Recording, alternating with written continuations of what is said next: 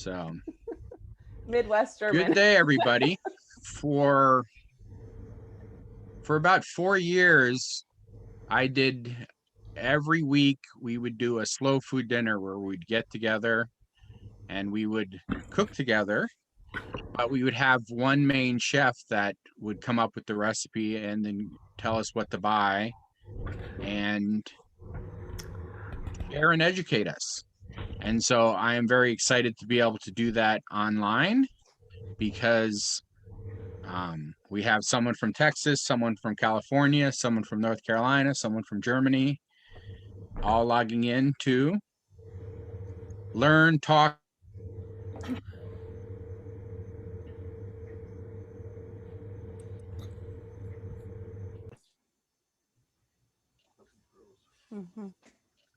Oh, we lost him.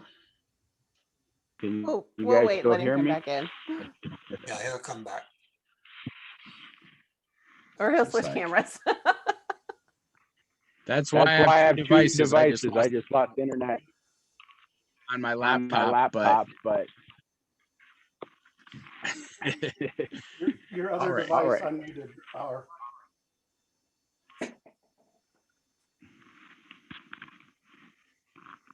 I'll just turn it over to you guys because my internet's being funny. All right, I'll take over and let you fix your internet. You'll want to mute when you switch cameras, your other device unmuted. So we've got your echo again a little bit.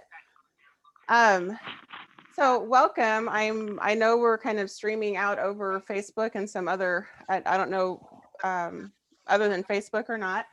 So I'm happy that you guys are here, and I'm happy that I'm here to be put on the spot with my German cooking.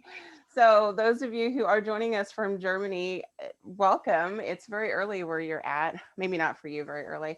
I have friends in Berlin, so I keep my world clock on my Apple Watch set to Berlin time so I can make sure I'm not calling at the wrong hours of the day. I'm Nikki Davis. Off camera over here, you can kind of see the corner of my husband, Jeff Davis. And we are both descendant of German families. And our families arrived in southwestern Illinois. Yours a little bit later than mine. My first German ancestors arrived in 1827, I believe. And actually, yeah, your t-shirt, you'll have to show it off. And helped settle the southwestern part of the state of Illinois in the US. So we have a very heavy German heritage here. I don't know that the influence is still heavy, but there's certainly plenty of us running around that are descendant of those early ancestors. So, so that's where my German background is. My family did not marry outside of the German communities until my grandmother and grandfather got married. My grandfather is Scottish, grandmother is German, and that makes for a stubborn redhead standing in front of you mostly. So, so please cook along. I see some of you guys are cooking along, and I'm going to switch so I can see everybody. There we go. Jump in and talk to me while I'm going. I'll kind of explain. This is less of a class and more of a cook along. I do teach food classes at Southern Illinois University, however, so I'm kind of used to that teacher piece. And Jeff's going to monitor the chat. So if you don't want to talk over the mic, you know, type in and he'll monitor and tell me what's going on. Yeah, and pass information along. I do not speak German, and that's kind of a long story. I'll tell you the short version of, we were not allowed to speak German when I was growing up. My grandmother could, but she didn't. She chose not to. And those date from World War I and World War II days in the US. So we were not taught the language, and we're really not taught the customs. So my my curiosity, I guess, and some friends of ours that are German kind of launched me into this, finding that piece of my heritage. So here I am, and here we are. So thank you. All right, so let's get going. I've got a couple camera angles for you. So I have one set up over a cutting board, which I'll let you switch to if you want. One set up over the stove. So you guys, if you're following along, you can do that with me. If you're just watching, have fun and enjoy the show, I guess. And maybe I'll try to talk about some tips and tricks along the way, just from a food perspective and not so much the German piece. So I am actually going to start with red cabbage. And I do have 2 puppy dogs that stand in my kitchen when I'm cooking. So you may get glimpses of them along the way. But before I cut into this, I'm going to melt a couple tablespoons of bacon fat in a very large stock pot on my stove. So you're going to hear me for a minute and not necessarily see me, maybe. Or you can shift, that'll work.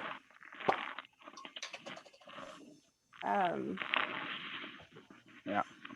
I keep bacon fat, bacon grease, whichever word you use, depends on where you're from, in the refrigerator. So when I cook bacon, I render it down far enough I can keep the fat from it. And I use that to cook with, sometimes instead of butter, sometimes with butter. And it's an easy thing to keep. What camera are we on here? Okay. I render it down, and when it cools down a little bit, pour it into a mason jar and keep it in my refrigerator. And I couldn't tell you how old how long the jar's been in the fridge, probably a good 10 or 15 years now. So it's an easy thing to keep. I was raised to waste as little food as possible, and bacon fat served as our frying fat when I was growing up. Because we honestly didn't have a lot of money to spend on frivolous foodie things. So I'm, blessed today in my So you life. don't want to waste anything, huh? No. You don't want to No. waste anything, yeah. My grandma kept bacon fat in an old tin coffee can next to the stove when I was a kid. I don't recommend doing that because it can go bad. So I throw mine in the fridge, but you can keep it. It doesn't last long in my house, though. I usually am rendering about once every other week to get more. Yeah, when I was a kid, we had a can at the stove where we poured baking grease into it. I think that was pretty common. Now I couldn't sure. get Can you turn I that couldn't get a down? pork chop at the farmer's market. I got this from Lick Creek. Beef and Lick pork. Creek is awesome. All they had was tomahawks. Oh, you're kidding. So I got That this would at be the market. interesting just to have and to eat. Would you turn that up so I can hear it where I'm at? Thank you. So give me a shout out if you're cooking along. Thank you. Okay. I am, but only the said cabbage. she didn't have purple cabbage. Only the cabbage? That's okay. And I've eaten already half my apple, so I got to slow down on that one. Oh my gosh. Okay, so an onion, and if you guys watch Food Network here in the US, yeah, change me. You'll have seen this trick, but I've got a little bit larger onion. So I think I'm going to reserve half of it for another meal. When you cut an onion, cut it in half, keep the root end, this hairy end on as you're peeling. And I will show you why in a moment. I'm actually going to just slice this one, but I will show you how to easily and quickly dice one. Also, sorry. My director over here telling me I am out of frame. We can see you. We see My it. hands. Yeah, I can see your cutting board. Yeah. Okay, so hairy end is on. Now, how many beers are you required to drink while you're cooking this? How many? At least 3. Okay, well, I don't have any, so I'm way behind. I do have some good German beer downstairs if you don't want, my dear. So, knives and beer. I don't know if this is a good one, but it's actually not what's inside of it. I've got some ginger turmeric beer I made. Oh, that sounds good. But I'm just reusing the bottle. You guys use a JD method. Beer only he had some country music to it. Yep. There we go. Um, JD and his country music and cooking. All right. Barbecue. All right, I'm gonna pop this onion in my bacon grease and let it cook down a little bit. You don't get any, little girls. This is gonna splat. Yeah, you should get some of Lick Creek lard. They've got like the belly fat, grass fed. I don't peel my apples when I cook with them, but if you want to, go ahead. And a couple of you are in Carbondale. I know at least a couple of us are. We have, used to have a gentleman in our downtown area that sold bagels, grilled bagels off of a cart. And I learned how to cut apples from him. Oh, so many years ago. So I don't core or anything. I cut around the core. And I'm gonna use 2 in mine. And I think one of you might be only using a half if you've eaten part of it already.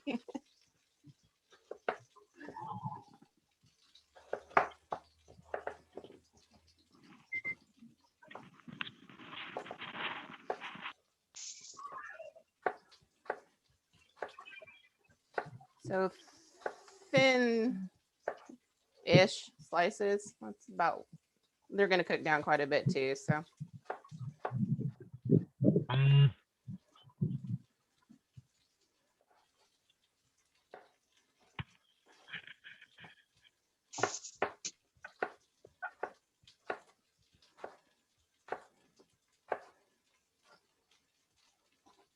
What are you making? I didn't totally see what we were making for.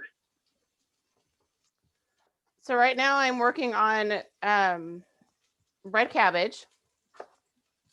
And when we get this going, it takes it a bit to cook down. So we'll do our schnitzel while the cabbage is cooking down. Now, why would you pick purple cabbage instead of just regular cabbage?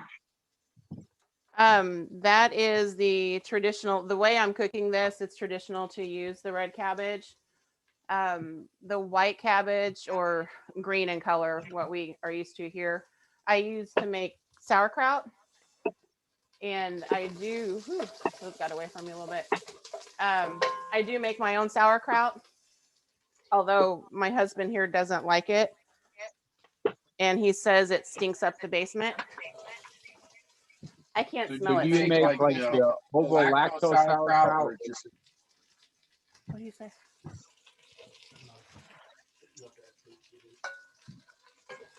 What'd you say? You broke up.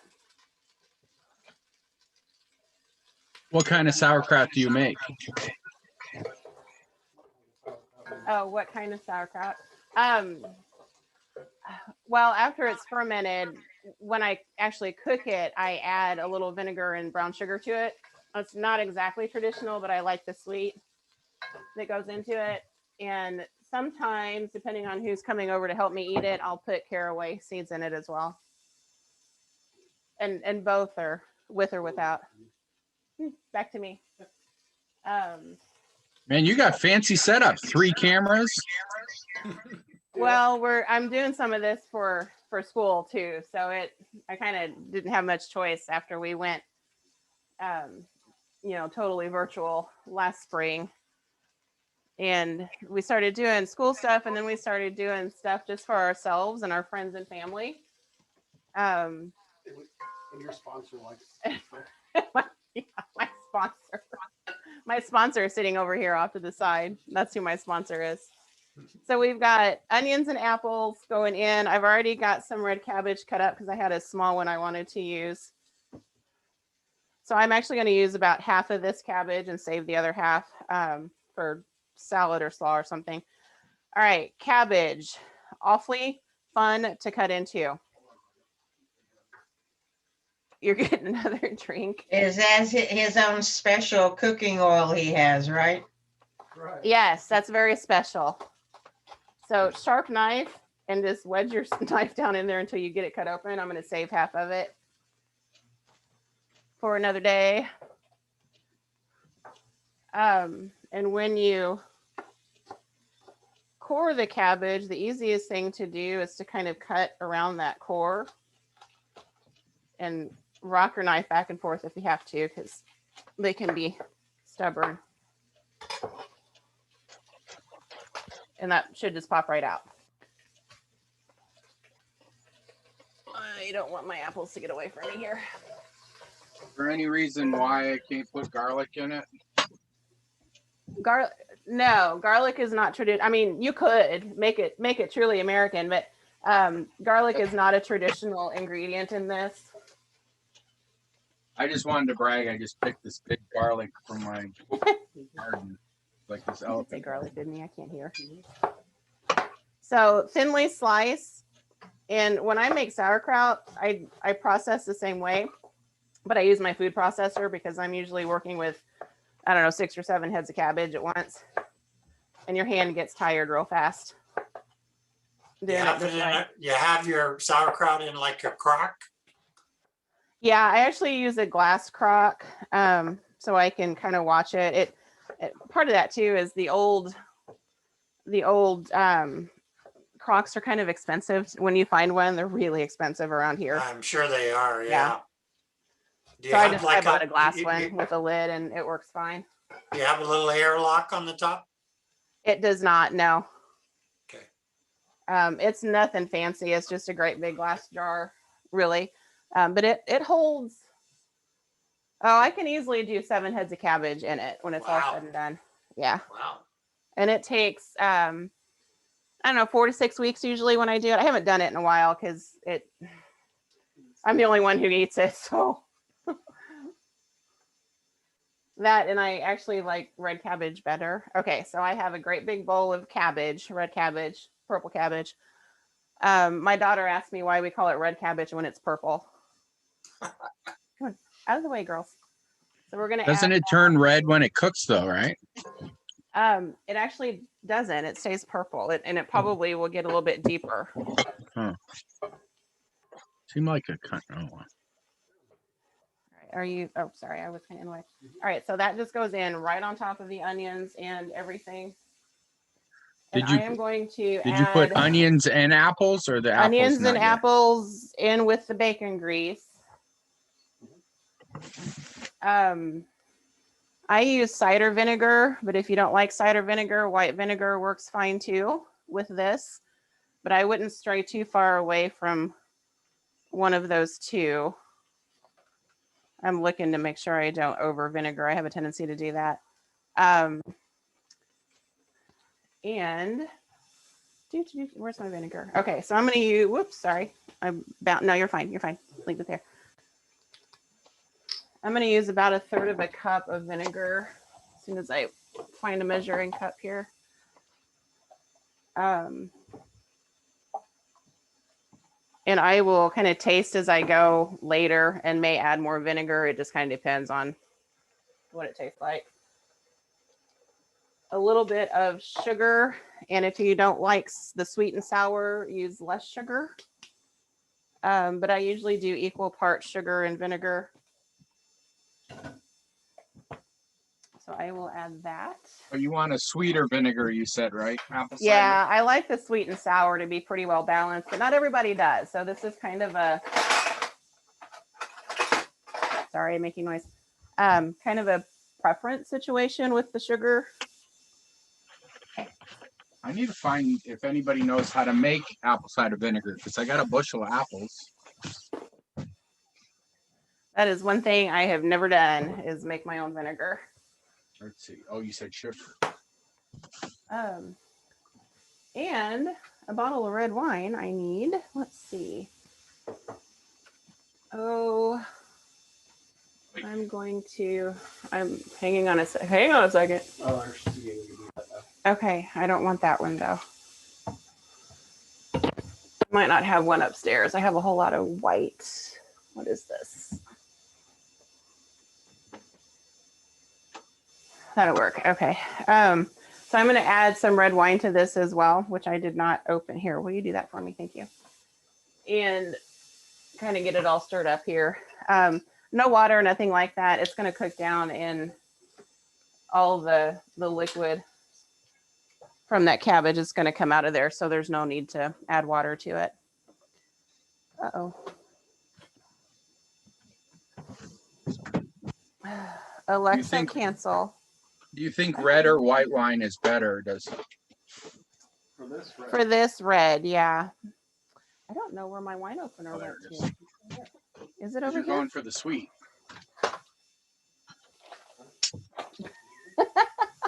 I've lost the wine opener. That's not a good thing. Uh-oh. Well, we might not put red wine in it this trip. That's why you have like 5 of them. Well, see, that's the thing. I haven't unpacked my kitchen yet. I'm not totally moved back in. I've got to have a wine opener somewhere. Now, we're supposed to taste the wine when you open it first, right? Make sure it's not bad. You might not open it. This is homemade, so yeah, I need to make sure. There might be one in the dining room. At least twice. I've been drinking a lot of white wine that doesn't need a wine opener, sadly. All right, I'm going to put the... Someone gave me 4 bottles of homemade wine. Oh, that sounds yummy. That's the last one, though. When we had the secret Christmas thing, I got a bottle of homemade Pinot. I think the guys were up in Connecticut or someplace. Oh, the Secret Santa? Yeah, and 2 small bottles of moonshine. What's your address again? Right? He's in Long Beach. That's where we should all be right now. Well, this guy had a batch of wine, I guess, wasn't too good. So he just distilled it down, which is what they do with bad wine. They send it out and they turn it into alcohol for industrial purposes and stuff. Make like brandy or. He just made hooch and sent me a couple little jars of it. I haven't opened it up yet, but it's like 90 proof. Well, my internet started working clearer. Yeah. And Nikki, you sure you didn't leave it on the bedside?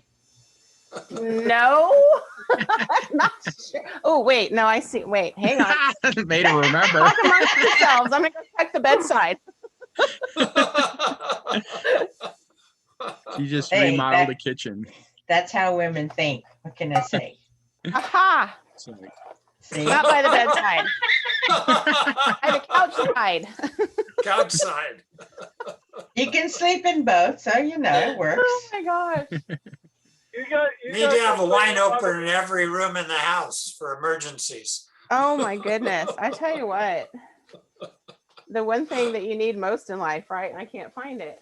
That's not a good thing.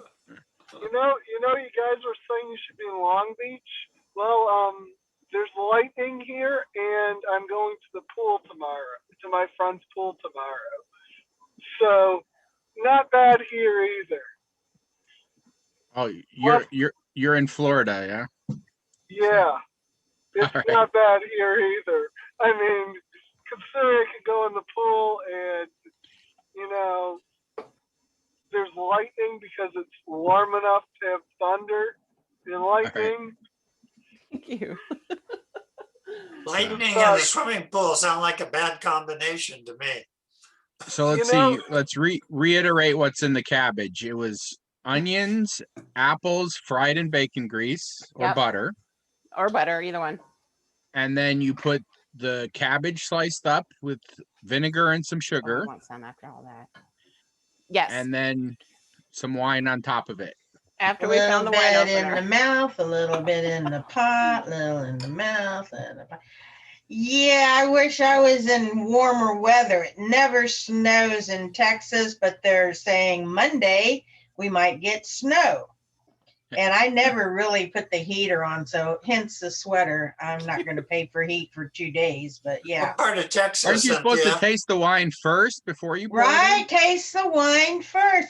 I'm in San Antonio, Fred. Yeah, that's kind of far south too. Well, I blame that global warming thing. Yeah. I turn the heat on if it's 70 and windy, so don't worry. So Well, in the German meetup earlier today, they were saying that traditional schnitzel is made with calf. It's made with what? Calf? Veal. Veal. Veal. Yeah, Veal. it is. Yeah. Yeah. Wiener Schnitzel. See, I don't speak Well, French. and he was, when I went to the farmer's market this morning, he was like, do you want a 2-inch steak or do you Really? want a tomahawk steak? Oh my gosh. That was all he had left. They're bringing some hogs to be butchered in the next couple weeks. They're backlogged about 3 months. Oh wow. Well, I'm glad that they're selling.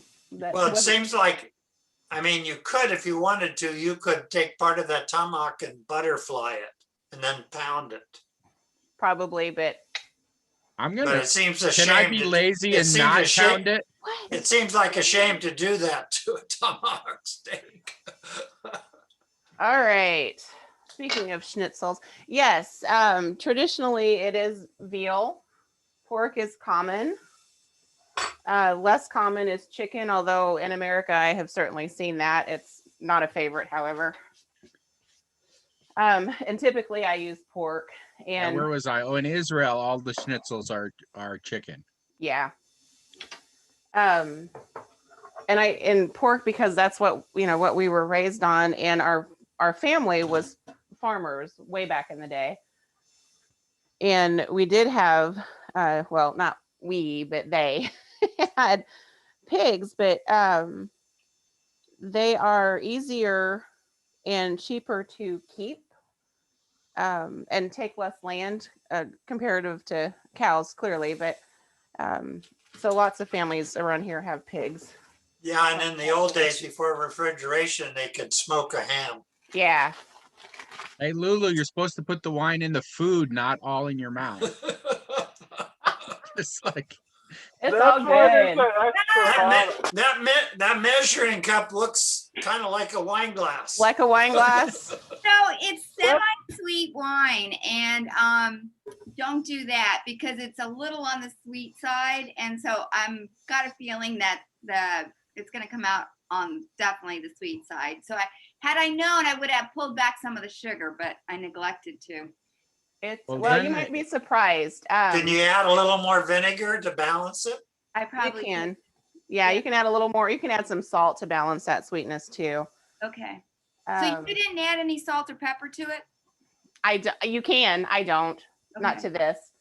But you could certainly add some salt to counteract that sweet wine if you wanted to. I wouldn't do it until you let it cook down a little bit and see what it tastes like. You might be surprised how less sweet it is compared to what you think it might be. Okay. Roger that. Nikki, what's the name of your cute little sous chef down on the floor around your ankles? This is Betha, and I call her Pup Tart because she's so little. She has lots of Pup nicknames, Tart. but her name is Betha. She I is, like Pop-Tart. She is a hi, honey. Yes, Baby. she is a a peekapoo is what she is, and she's She's 12, so cute. and she likes to hang out in the kitchen with me because I drop things sometimes. Oh, I And- need to go hang in your kitchen too then. Sometimes I drop things by accident, and sometimes I drop things on purpose. So, okay, so I have. Don't worry, I have Butterfingers, so I drop things all the time too. What I camera are we did. on? I bought Okay. some gluten. I can't really do gluten, so I bought some seasoning flour. So hopefully that'll work. That'll work. It's Now, I gonna did have take a me a question about pepper. I have like 2 kinds. I have like the ground and then the butcher style. Like the I actually use white pepper in German food and not ground pepper.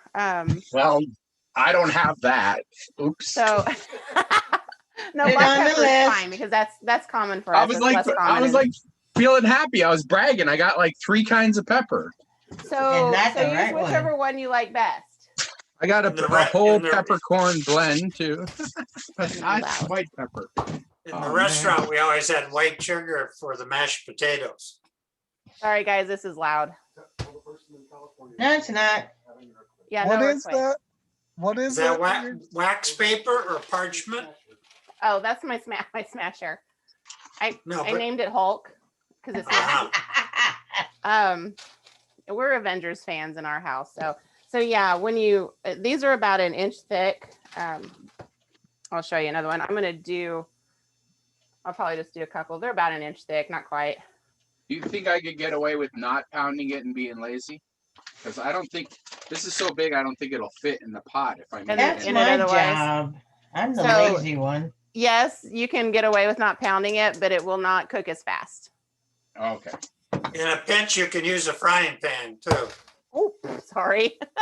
You might switch cameras. 'cause If you this have a is frying big. pan with a big handle, That would work. Yeah. Yeah, And it's really loud. I'm sorry. it's okay. It's part of the show. it doesn't sound very loud to me. Not. I don't okay, even that's good hear on it. your side. Yeah. I think this you have a good That's- mic that dampens. It's because the really loud. director probably muted the mic. I can't hear with this. All right, so they're decently thin. So I got it down to about half an inch. Let me Wow. stop there. And I'm gonna do Quick. I thought it'd take more work. Right? So did not I. with this sucker. Woo. So what's the weight of your little hammer, your little pounder thing? It's just a couple pounds, but it's the force down as opposed to the old hammer kind. So when you go down in the middle and move out, and it's gonna move faster. So if I use my 2-pound weight, then I'll get my money's worth because otherwise it's sitting there getting dust. Yeah. There you go. Okay. That'll work.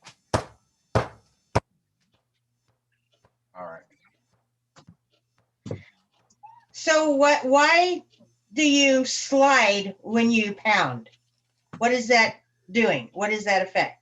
It thins it out faster. Instead of just pounding down, you're actually pounding and moving it out. Ow. It's kind of Okay. the same as like rolling out pie dough with a roller. It's the same concept. We need to have her more often. I've learned quite a few things tonight. I'm like, whoa, look at that. Wow, I can do that. She does have an every Thursday cooking show. I would like to watch that, except most of the time I'm at work. But yeah, gonna retire soon. I'll be able to watch them whenever I want.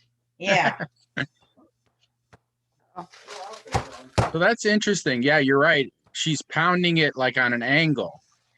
And then when she left the end of the onion and I was watching her cut, I was like, whoa. And it was so simple, even I could do it. Gee. Yeah, that's real chef style. Yeah. I'm watching her. She curls her fingers when she's cutting. And I'm like, yeah, I cut myself with a knife today. I'm not as good as she is. Yeah. It's okay. You don't have to be. As long as you enjoy what you're doing and it tastes Well, yeah, good, but well my done. fingers would appreciate if I'd keep the knives away from them. Yeah. Yeah, that's a whole nother story. Yeah. Yeah. Notice too, I've got red tongs that I use to pick up raw meat with. So I don't put my red tongs in my cabbage after a while. Oh, that's smart. I have guess you red could get cutting red boards, too. tongs for red meat and yellow tongs for chicken if you wanted to get really picky. Well, you can also get different color cutting boards too. Well, that's what that's what I have. I have I will. Can you? a red Okay. cutting board for red meat, yellow for chicken, and green for vegetables, so that you don't do any cross contamination. Right. You can But you could do also, that. I used to get those little thin things. There you go. She's got them right there. Yeah. Food safety. I teach. Yeah. Oh, sorry. That one. There you I don't know go. what camera I'm on. So what are the other colors for? Is one for seafood? I've only seen 4 colors. Yeah. So green is vegetable, blue is fish, red is raw meat or red meat, yellow is chicken if you don't want to use it on the red. That's it. Those are the you'll find all sorts of crazy colors. I've got one over here that's teal, but I just use it as a blue one. Yeah. But now we use these at school to make sure our students don't cross-contaminate. The latest thing now is when you're doing chicken and stuff to not wash the chicken because when you wash it, it contaminates the whole sink and goes all over the kitchen. Yeah. You just put it in the pot because you're going to cook it anyway. Makes I'm gonna sense. check. Now I like my cabbage a little on the crunchy side. So so cook this as long as you want to get the texture you want. If you like it really cooked down, it's going to take about an hour. Sorry. Watch out, Shug. It actually smells pretty good. Consider it's vinegar. Yeah.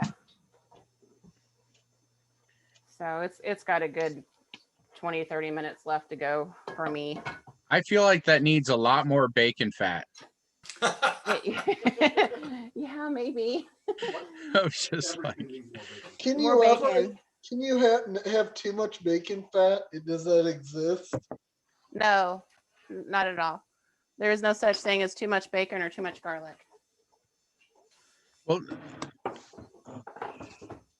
but you did say for me not to use garlic on this recipe. Well, in this recipe, but if you have a recipe that you're using garlic, there's never too much. You know what? I take that back. There might be too much. I have overdone it on the garlic before, but I've had overdone garlic, but I've never seen overdone bacon grease, chocolate. You can All throw right, is there a way to do it not in 3 trays? That's, 3 plates, 3 bowls. but it has to be 3. Oh man. Yeah, should be 3 because we're going to do a flour and then an egg wash and then a breadcrumb. If you don't want to do the double dredge, that's called a double dredge, then do egg wash and then your breadcrumbs or your flour. So could I just like crack an egg over the bowl and then just like sprinkle flour on it? No, that won't work. I'm trying to. That's too Have much of a less spots. shortcut. Yeah, I don't know. All right. Let me get Yeah, another you're not bowl. making a ham sandwich. No. Uh-oh. That one made a mess. I'm gonna have to wash my hands after that one. Oh, I'm starting to smell that red cabbage. Yeah, mine's really poignant. It smells good. Here we go.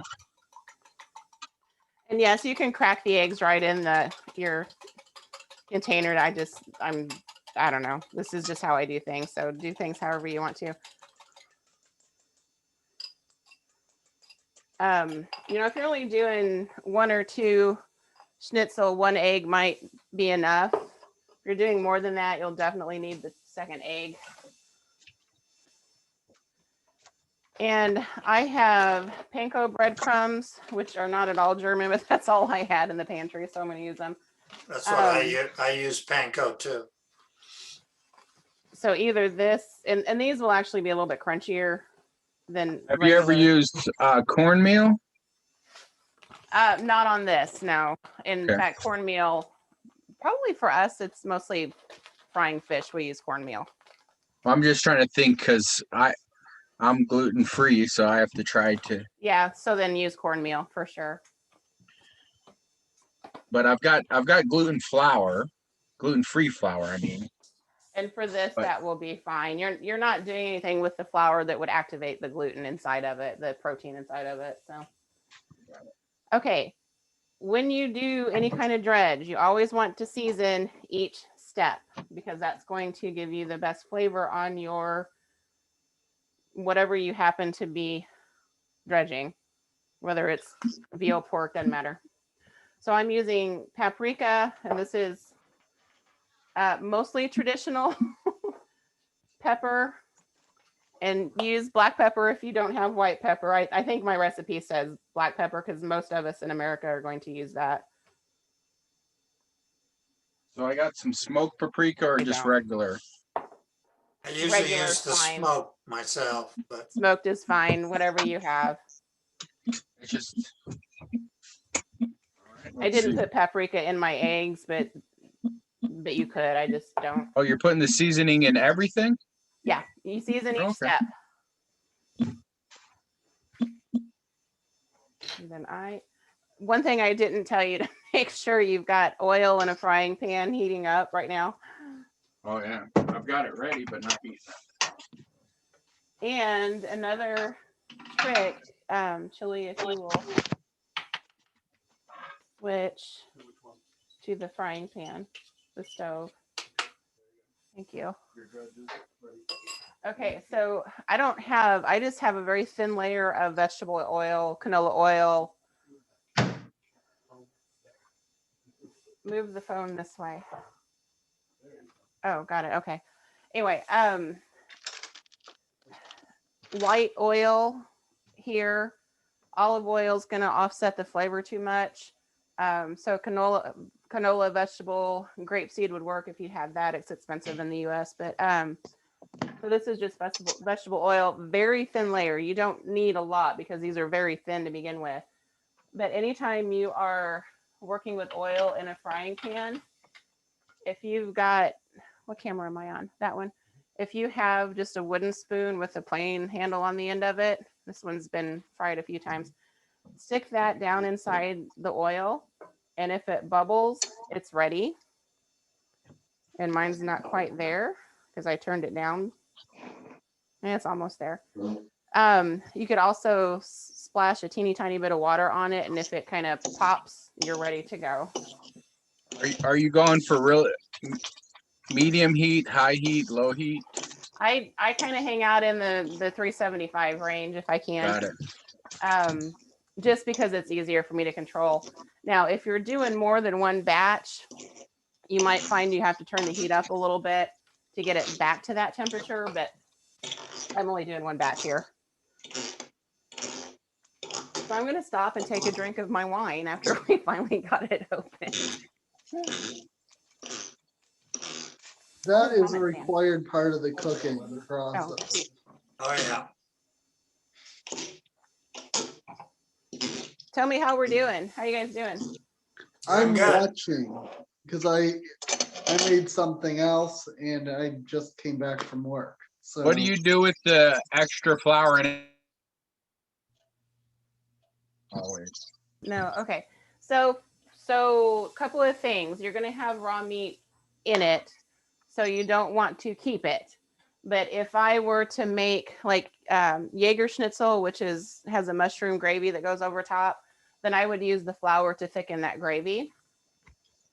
Or if I were making some other sauce to go over it, or gravy for the mashed potatoes, you know, if you've got mashed potatoes you're making or anything like that, you can use the flour to thicken that gravy or the sauce. Otherwise, pitch it because it's had raw meat in it. Same with your breadcrumbs.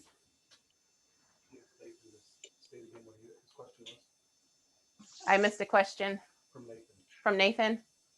no, No, okay.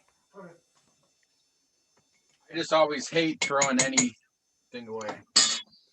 Yeah, and it's hard to judge how much you're going to need because you're almost always going to have some left over because you want enough to get everything nice and coated. And I'm going to go ahead and dredge these and get them in the frying pan. So let's switch back so they can. Yeah, But I you can don't wanna save run- it and make you a don't wanna gravy, you run- said. Well, you don't want to run out right in the middle of your operation. Yeah, so I err on the side of too much. no one ever complains that there's too much. They always notice when you Yeah, exactly. Now the double dredge just makes everything crunchier. So you could skip this first flour and just do the egg and either breadcrumbs or flour.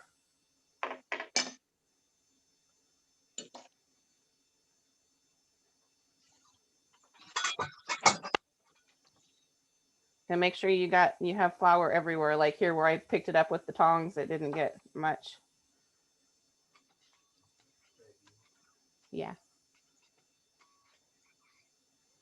Well, I've got a piece of egg that's just kind of hanging on here. Well, yeah, you might get a little messy. And then Now, last can you but get not too least, much flour on it? no, the egg just was hanging on. That's I why actually- you got it. That's why you have an apron on. Yeah. Oh, I always wear an apron. So yeah, I actually put it in the pan, and then you said double dredge it, so I took it back out and put it in the flour again. Oh yeah, that would work too. Flour, egg, and then back in the flour. Right, I'm gonna lay this. When you lay anything in hot oil in a skillet, lay it down, starting towards you, and lay it away from you. So if it pops away from you. I usually don't use tongs, but I figure tonight it might be smart. Now, because mine is so thick, I didn't pound it out. I would figure I'd cook it with the lid on. Yeah, without the tongs, you keep one hand you use both hands Yes, for you are different right. steps. You always keep one hand clean. Right. Nikki, here Yep. lately, I've been using a new air fryer because I get very impatient in the kitchen, which is why I don't cook much. But I was wondering, to avoid having to stand there and wait and pop it in oil and all that stuff, possibly, because I've been doing fried chicken in the air fryer, no Yep. oil, and it comes out great. Can I do So- the same way with this? Yes, absolutely. You could do it in the air fryer. Just in the same way you would do your fried chicken. Just need to check the time. So Time will be less than a fried chicken breast because you're working with something that's thinner. Yeah. thinner. Yep. All right. I'm Yeah, gonna wash my 'cause hands. And then It's only like- Go ahead. if it doesn't have a bone in it, it cooks quicker too, doesn't it? I wouldn't know. I've only done it a couple of times in the air fryer, and it was like 15 minutes, and then you flip it, and it was 10 minutes, and I was done. Super happy, like fried chicken. I'm a fried chicken freak, but this, this would be awesome. So what, with your fried chicken, do you put like a egg and flour just like this? Yes. Now, do you double coat it like she did? No. I think I'm gonna double coat it because she said it makes it I did extra too. crunchy. So you just dip it in Yeah, egg. I like it dip it in crunchy, but not flour. extra crunchy. So Okay. that's just my preference. So it worked out okay with me. But this is awesome, but I don't want to cook in oil anymore. I mean, I'm like you guys. I don't like to have anything left over. So, this is where it went. So, or the double dredge, you start with the flour and then the egg and then the breadcrumbs. Oh, then I wasn't paying attention. Yeah. So you All right. want to dry that meat with the flour, So, then the egg sticks real well, and then the Breadcrumbs. so does that yeah. mean the flour? I mean the meat. Do you get the meat wet so it sticks well, or No, it'll No. just. That's what the egg's for. Egg, flour, egg, breadcrumb, put it in the skillet. You want me to label your skillets? No, Number you- one, Label number your bowls. two. Flour, number two. egg, breadcrumbs. So the flour dries the meat. I always start with meat that you've patted dry.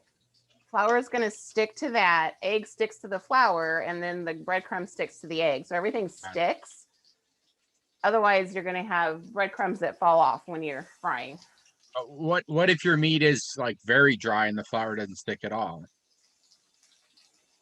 Does that ever happen? The flour doesn't stick. It should. I've never had that problem, so I don't know that would be an issue. I had one of these guys over the burner too much. Nikki, do you have any advice on frying it where it doesn't get burnt, but doesn't, like how you get that right? Say that frying, again. like tips on keep having it fry evenly. Any advice on Oh frying? yeah. Start out with a good solid bottomed pan that's going to conduct heat evenly. So And preheat your pan, right?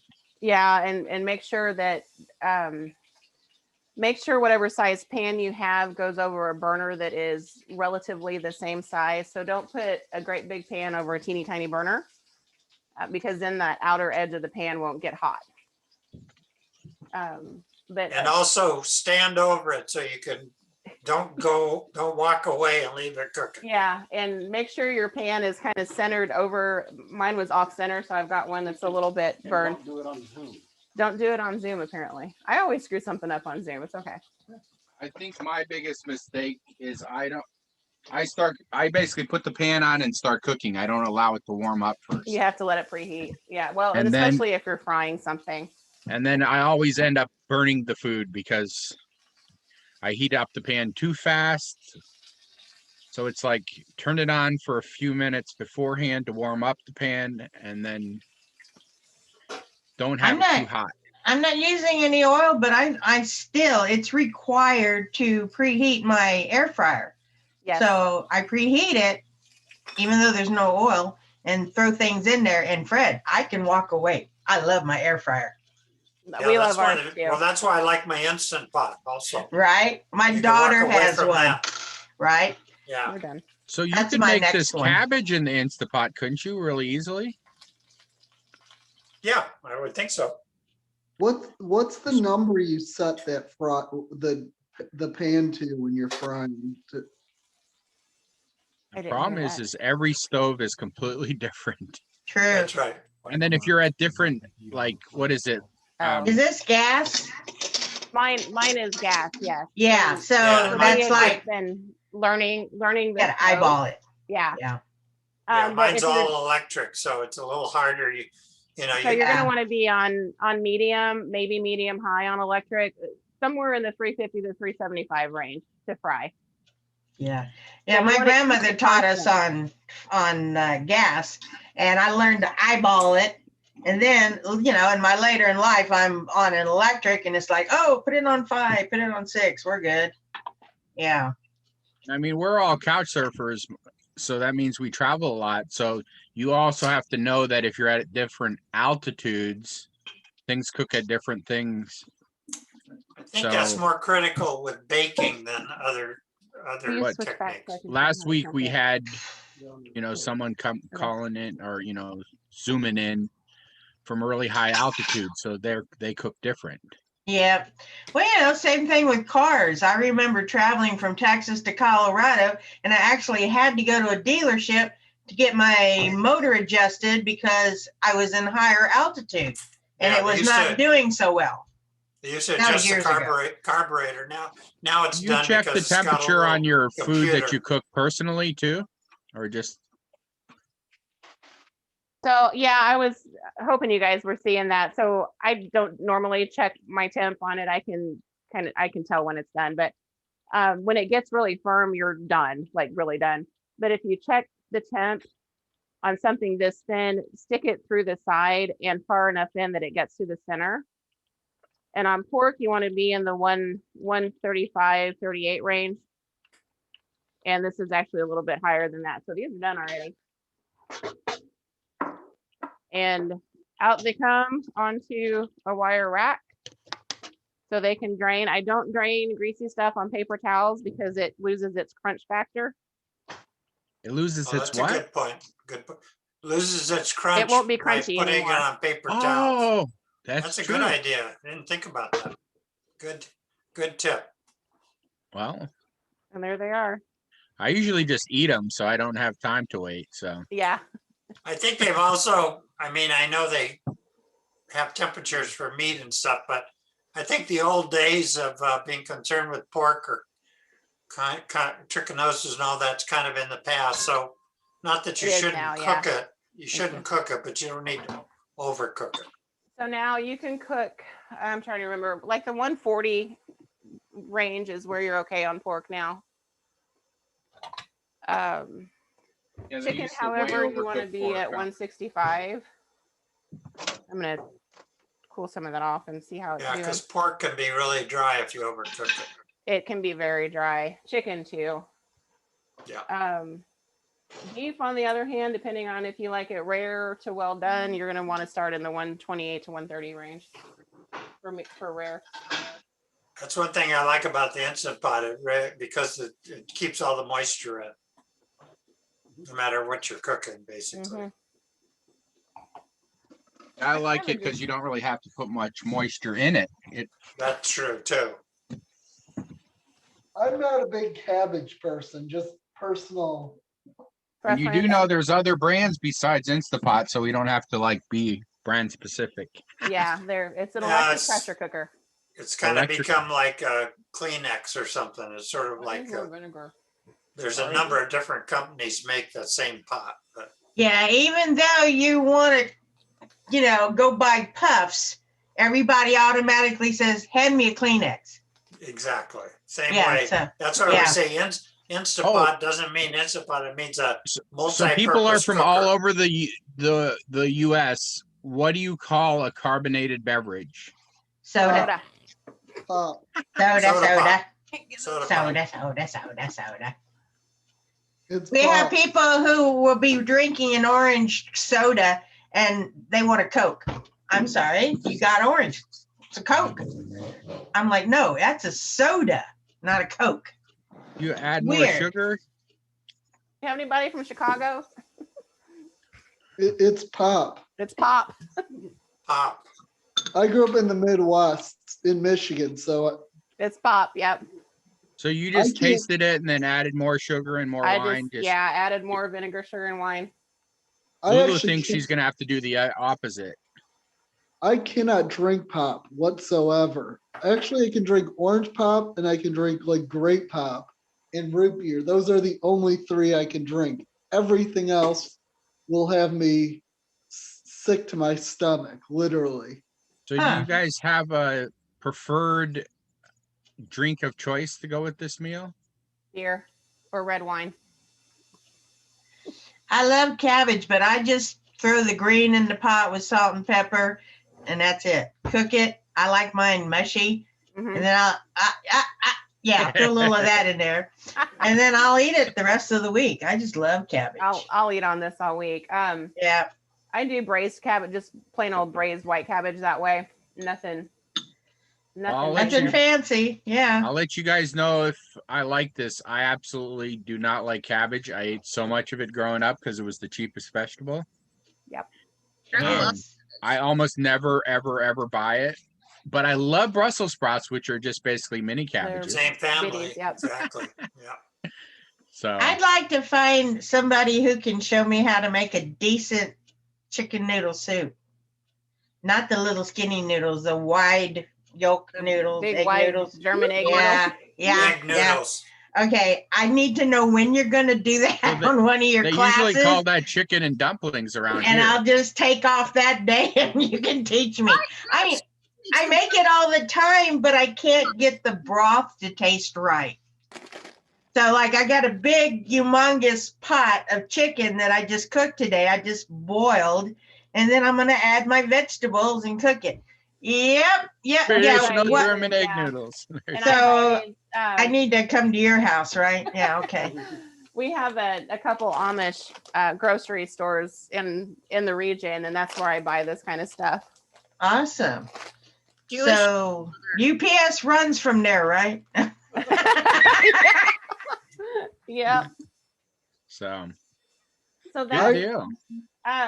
that's it. I actually have a pot of potatoes sitting back here to make mashed potatoes for the husband because he doesn't like the cabbage. So any kind of mashed potato, boiled potato. What's wrong with the men? Both of us don't like cabbage. I mean, I don't All know. three of us, or He's- I don't like like cabbage. it either. Potatoes. I like cabbage. It's meat and potatoes. Now one thing that I didn't share. That was somewhere I my have dad, on this, meat and potatoes. Yeah. traditional schnitzel, if there's not a sauce over it, has sliced lemon and parsley on it. So when you serve it, a squeeze of lemon over it and a slice of lemon with it. So we'll do otherwise, that like, tonight. what do they have? Like a cream sauce or what kind of sauce? Yeah. My We're talking about a favorite gravy. is mushrooms, like a mushroom That would be cream good. sauce. Ooh, That would so be I've got so this good. leftover flour still, and I Yep. just got some mushrooms from the farmer's market this morning. I'll make a gravy to That's go okay. over it. There you go. Okay, After- so I can walk you through that if you want. In fact, I can make some. I don't have any mushrooms, but I'll make the gravy for you. Well, my pork chop is so thick it's gonna take like probably 20 minutes or so to cook. Well, I've already pitched my flour, but I have more flour. Yeah, should have So that's the pounded it advantage of down. pounding it thin. Yep. Yeah. Yep. Only So- if you Don't want- use the bottom of your shoe though. Very Don't nice. pound it with your Okay. shoe. So when you go to a southern restaurant, they call this chicken fried steak. Uh-huh. When it, Yeah. yeah. Is But that it's- any different? But it's- The spicing is different. The spices are different, and it's like minute steak, and I do that at home too. Yeah, it's beef. Yeah, and It's beef, and yeah. you have a little bit more oil than she was using in the pan when you pan fry it. I don't know. I've been to where they said chicken fried steak and it was a pork steak because it had the Yeah, it was a it's- pork chop. I can't speak to the meat because I'm a vegetarian, but I definitely know how to put together the outer casing on a chicken fried anything. Yeah, So that's what- where my dad used to take the steak and butterfly it. That and little pound spatula it right there. flat. What kind of spatula is that? Looks like a Is Dutch whisk. mine. Yeah. Whisk, sort of. It is. I can't think of the name of the style of the whisk. It's a specific style that you build gravies and pan sauces with. But if Huh. you have a regular whisk, that will work too. You don't have to have. I just anything have like, special. you know, Yeah, the that's kinda egg beater cool. whisk. Yeah. This, That's It's just- cool. It's just an this will make more easier- contact with the pan. I could Yeah, see it's it just an more easier flat. situation. All right. Cool. Yeah. Thank you. Is My there a husband knows problem that. if I know how to chicken fry and any kind of meat to use the more oil that you usually do for southern cooking for making a schnitzel, or is that a no? I didn't hear any of My that. steak is only at 120 so far. So I've done chicken fried steak and I'm used to pan frying with a lot more oil than you're using. Is Uh-huh. that a problem, or should I use as little as you have going on? Part of that depends on how thick your chicken or beef or whatever you're frying is. The thinner it is, the less oil you'll need. And it doesn't take a lot. If you can, when you put your meat in, if your oil reaches just shy of halfway up, that's plenty. Okay, thank you. Yeah, sure. So when you do make gravy, I have quite a bit of oil left in here, so I'm probably going to spoon a little bit of it out. Unless you want gravy in the morning. I do. I use leftover gravy the next day too, so I'll leave yeah. it in. Gravy and biscuits. Yeah, Right. pretty much, yeah. Just Gravy really well on flavored. anything if you're from the South. So there's about Including a on quarter cup gravy. of oil. So you're going to want equal amounts flour on top of the oil.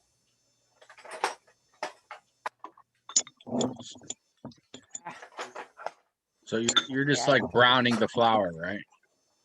We call roux. Yeah. Roux. Exactly. Roux. It's exactly what I I'm rue the doing. day that I didn't learn how to make this.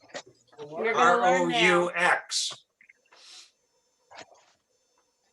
Yes, ROUX. I use this method all the time with pretty much every kind of sauce I build, especially if I'm building it kind of from the pan up. Now, if you're trying to thicken soup or something, you can use cornstarch instead of the flour. But so you want to cook this long enough that the flour taste is cooked out. And the longer you cook it, the darker this will get. But you don't need to cook it long to make this plain old milk gravy, which is all I'm going to do tonight. Do you have a preference for a gluten-free option for this? Do you know?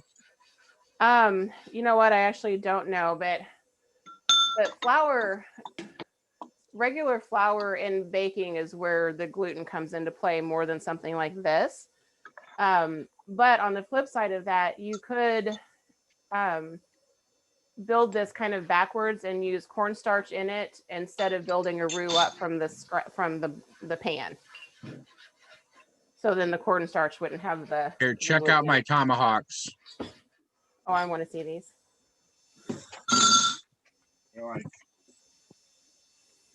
Holy moly! You're not kidding. But yeah, it's still only up to 130 degrees, so. You're getting there. Yep. He's Well, I gonna was eat doing it well with the lid. tonight. It was cooking better with the lid on, but it was losing the crunch. Yeah, steam comes back down and you'll lose the crunch. Right. So when I flipped one of them, like a big chunk of the crunch came off. So I took the lid off. More flour in that. I I kind of judge never- my roux. This one's a little loose. So I'm gonna put a little bit more flour in it. I've never been able to make a cream gravy. Just never tastes right. So when you're using flour, if you have if you're planning on making 2 cups of gravy, you need 2 tablespoons of fat and 2 tablespoons of flour. So it's 1 tablespoon per cup of liquid that you're putting in it. Oh, wow. So there's not very much flour or fat at all. No, so I'm actually going to have to add quite a bit of milk to this because I used a whole lot more than that. But gravy reheats really well. So if you just add more milk to it the next day and maybe some salt and pepper, it'll reheat fine. I'm going to try. I just got some Indian lentil flour. I'll see. Because I have to. Normally, I use rice flour when I'm making gravy. Yeah. But the cornstarch slurry would work fine too. You just add it with the milk. You don't have anything that you're building necessarily. So, and you have to boil it a really long time to get the cornstarch to activate to thicken milk. Robin, before you go, you want to say that in German? Guten Appetit. Tschüss. Yeah, tschüss. There is a saying in Hamburg, sagt man tschüss. In Hamburg, you say tschüss, which means bye. So thank you. It's 2 a.m. and I really need to sleep. But you need to sleep. It's so impressive how professional you're doing it with all the free cameras and everything. So. Oh well, thank you. I was more worried about the food with you on than the camera. Actually, I'm a vegetarian, so I can't really judge, but it's, as I said, it's really impressive to see how professional you do that, and it's maybe we should do it in Germany as well, something like that. Maybe you show us. I would love that. It's yeah. You'd have to do it at like midnight so they can come to it. No, just kidding. They're 7 hours later, so you'd have to do I'm used to that time shift, so we can make it work. Midday for them to come. It's like noon. Yeah. Yeah, noon here, and then they're getting off work, have a beer, and watch exactly. cooking show. Or maybe there's a chance for a cooking exchange. So you guys in America show us how to cook. Nice American stuff. I'll make American food for you guys. How's that? Yeah, perfect. I still need to learn how to make perfect fried chicken. There's some reason there's something wrong. And I think it's this double crunch you just taught me. I'm going to try that. Might be. Buttermilk works wonders on fried chicken too. Ooh. So, okay. Yeah, I keep it in mind, and good night. See you. Bye-bye. Good night. Good night. Good morning. Good night. All right. And does it matter what kind of milk? I mean, it seemed like the more whole the milk was, if it was skim, it'd be harder. You need nearly full fat milk to make this work. Otherwise, it gets all clumpy and yucky. Well, that one says lactose free. Yep. Wow. I can't do the lactose, so I do lactose free milk or the A2 milk. Man, between me and you, me no gluten, you no lactose. That's why I became a cook, because I couldn't eat a lot of stuff. All right, so this has to really boil, come to a full rolling boil to start that thickening process. But so you have it at a really low setting, right? I did to get that. I don't, mostly so I don't burn the flour, and then I crank it up once the liquid's in there. Oh, you do put it at a high setting when you have the liquid. Yeah. To get it to that rolling boil. Yeah. All right, this for me is done, because that is about as wilty as I like my cabbage. Have you guys ever seen A Christmas Story, the movie? Probably. But I don't remember cabbage. There is a scene in A Christmas Story where they're sitting around the dinner table and the mom opens a pot of red cabbage. And it's when Ralphie is in the bathroom trying to decode the Little Orphan Annie thing. And she opens a pot of red cabbage, and it is probably 3 heads of cabbage been cooked down to mush. That's too far for me. So I leave mine so it's a little crunchy. That would be my pot of cabbage. Yeah.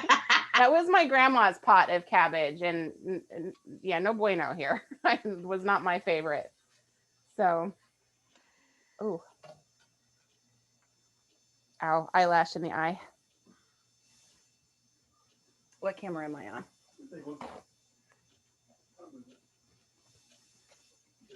Thank you. The gravy. So you can probably see that bubbling away. Yeah, my grandmother always taught me to constantly stir it so it wouldn't clump or stick. But I'm watching and you're not doing that, and it looks perfectly fine. Yeah, and see when you walk away from it, it does kind of stick there. But I don't have as much milk in here as it probably needs, so I'm gonna watch it and probably add some more here in a bit. I go in phases. I don't dump it all in at once because it takes too long. That, and it could get real thin on you without you realizing it. So I'm going to add about another cup of milk. Yay, I'm not wasting the flour. Thank you. Hey, I mean, this it's is only gonna be like great. 3 tablespoons probably, but now, if you've got mushrooms, did I hear you say you had mushrooms? oh, I forgot to fry them first. Okay, well then don't worry about it. But that's exactly what you would do with the mushrooms is put them in with the oil and let them cook down and then build this up around it. Awesome. Yep, I forgot. And this is not going to taste like breakfast sausage milk gravy because we have that paprika and whatnot in the flour, but in fact you could add a little white wine to this and you'd have kind of a cream sauce as opposed to milk gravy. So Nikki, when you do it, if you were to start with mushrooms, you saute them first, you'd have enough oil in there, and then the mushrooms wouldn't give up too much water when you're making them. Yeah, cook them until they kind of dry out a little bit. Okay. And then add more butter or oil or whatever it is. You could add more oil or butter if you needed to. Absolutely. Yeah, if they soak up all the oil. Okay. So gravy is pretty much a matter of your own taste, your preference, whatever you want to put in there. Really, and Jaeger schnitzel is my favorite. I just don't have any mushrooms tonight, but it would be mushroom gravy essentially. So think cream of mushroom soup, only gravy. And really big thick hunks of mushrooms. So I'm going to stop this. This is going to thicken up too much. And if you let it go too far, it turns into paste. If you had chicken stock, you could use that to thin it out with too. I got a pot full. Mine definitely doesn't look as nice as yours. So we've gone from schnitzel to fried pork steak with gravy and mashed potatoes. But that's the beauty of learning other foods from other cultures. There's a lot of similarity, and especially when you're in a geographic region like we are, where we've been raised on fried pork steak with gravy. It's schnitzel. I mean, there's a lot of similarity in what we eat here and what primarily in Bavaria, southern Germany, but. Well, you just went from Germany straight to Texas. Yeah. Well, Midwest too. We're all about fried and gravy. Chicken fried. Yep. I can't remember a time that my grandmother didn't serve a Sunday dinner and there wasn't gravy on the table. Same here. Well, there's a lot of Germans in Texas also. There are, yes. Yeah, New Braunfels is full of them down Exactly. here. Exactly. Yep. There are pockets, and Texas is one around Columbus, Ohio, Minnesota, Pennsylvania, and where I live. There's like pockets. South St. Louis has a lot of Germans. Yes. Yep. My German relatives were Lancaster County, Pennsylvania. Pennsylvania. You're Pennsylvania Dutch? Yeah. It's not really Dutch. Not really Dutch. Deutsch. Pennsylvania Deutsch. Is there any reason I couldn't chop some mushrooms in it while the gravy's cooking? No, they probably would cook up enough. I'm going to add some. Yeah, mushrooms don't require much cooking. Let's see what kind I have. I'm just going to do a pepper here. What I do is I saute about a pound or so of mushrooms every week, and then I use them in everything. In and just everything? add them. Yeah, I Yeah. just add them toward the end. So this was about 3 cups of milk and maybe a 1/4 cup of white wine. And I turned the heat off so it would kind of stop the thickening process. So whatever we don't eat tonight, I'll store for tomorrow morning. It will be a thick clump. Like if you put it in a bowl and covered it and you dumped it back out, it's going to keep the shape of the bowl. That's how Like thick it will Jello. Yeah. get. It's like Jello. Yeah. More- Just beat it, heat it, More and milk. eat it. Yep. What Yep. did you say, Cynthia? Eat it, eat I it. said, beat it, heat it, and eat it. Sorry, guys. I'm tired today. No problem. So hubby's over there sitting there smacking his lips, huh? Mm-hmm. All He right. doesn't like cabbage though. That's the only thing I miss about being married. All 3 of my exes could cook. Oh, Now I gotta fend for myself. Sucks. it's I am. I can't cook, I can eat. You do 2 things really well: pizza and fried fish. My dad was lasagna and something else, like eggs. Eggs. Like I grew yeah, up in the restaurant. making something for breakfast, you know, like a Mhm. stir fry with some eggs or like Yeah, a frittata. We called it a frittata, but really veggie stir fry where you plop an egg on top. My dad taught me how to do omelets. What were you saying, Fred? I heard you somewhere I grew back up there. I grew up in the restaurant business. My dad had his own restaurant when he was like 20 years old, and then he was in the business for like 30 years, restaurant business. So that's All where right, you learned? Do you want to do any final words before I turn the recording off? I mean, I just want to thank Nikki for doing such a great job. It was really a lot of fun. like Well, thanks I for first hanging out with me. first time I met Nikki, she was doing a food class at the farmer's market. Farmers market, yeah. I don't remember what I was cooking that day, but I don't. I'll be glad when we can do farmers market again outside. Well, next time you lose your wine bottle opener, just call me. I'll Okay. help you find it. No I problem. just think it's funny. I found it sitting next to the couch. It's we're I find live. it funny. Yeah, right. Jeff didn't, hop in to help tonight. He was kind of running the camera, but we do live on Rooted in Foods. I don't know if you can see that. Live on YouTube and Facebook on Thursday night. So, hop Thursday on, nights. play along. It's always something different. 6:30 Central. And on YouTube, well, on either one, they're still out there. So, and we are inappropriate and There's a drink. Oh, my always a kind of drink people. involved. Yay, my kind Yeah, of people. he always. I was surprised you didn't make a drink tonight. I was like setting you up to show you how. Okay, so 6:30 Thursday nights. And where do I find y'all? on Rooted in Foods. I will drop a link in the event page. Good. Yeah, Yep. that'll work. All right.